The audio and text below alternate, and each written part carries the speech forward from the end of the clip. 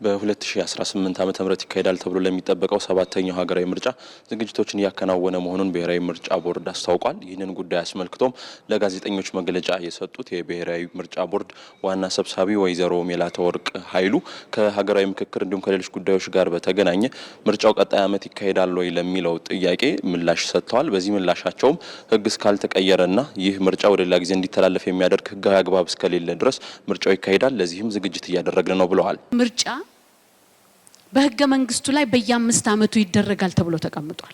በአዋጁ ላይ በየ5 ዓመቱ ይደረጋል ተብሎ ተቀምጧል። ይሄንን በህግ መንገድ የሚቀይር ነገር እስከሌለ ድረስ ምርጫ ቦርድ ምርጫ ለማካሄድ የምርጫ ዝግጅቱን ማድረግ ግዴታው ነው።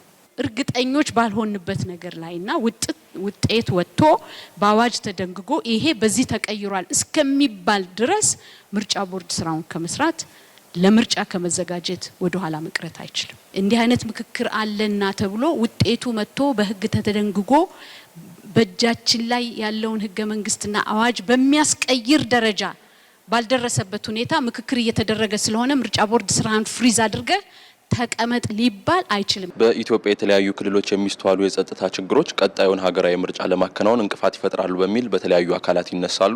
የፖለቲካ ፓርቲዎች እንዲሁም ሌሎች አካላትም እነዚህን ጥያቄዎች በተደጋጋሚ ሲያነሱ ሰምተናል።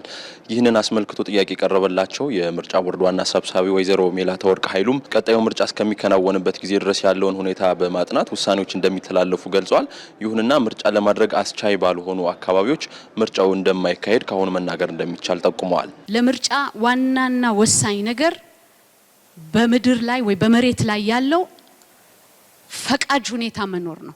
ፈቃጅ ሁኔታ ከምንላቸው አንዱ የጸጥታ ሁኔታ ነው። የጸጥታ መኖር ለሁሉም ባለድርሻ አካላት ወሳኝ ነው። ለመራጩ፣ ለምርጫ አስፈጻሚው፣ ለታዛቢው፣ ለፖለቲካ ፓርቲ፣ ለሁሉም በሙሉ በጣም ወሳኝ ጉዳይ ነው።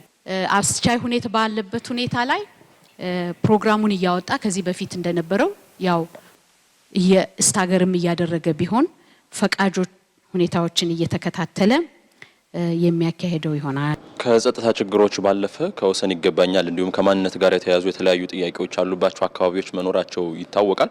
እነዚህ በአወዛጋቢነታቸው በቀጠሉ አካባቢዎች ምርጫው እንዴት ይሆናል በሚልም ጥያቄዎች ተነስቷል። ሀገሬ ቴሌቪዥን ከዚሁ ጋር ተያይዞ ላነሳው ጥያቄም ምርጫው እስከሚቃረብበት ጊዜ ድረስ የሚኖረው ሁኔታ ታይቶ ውሳኔዎች እንደሚተላለፉ ያ ካልሆነ ግን በተለይም አወዛጋቢ በሆኑ ቦታዎች ምርጫ ማካሄድ አስቻይ የሆነ ሁኔታ ካልተፈጠረ ምርጫው እንደማይካሄድ ተነግሯል።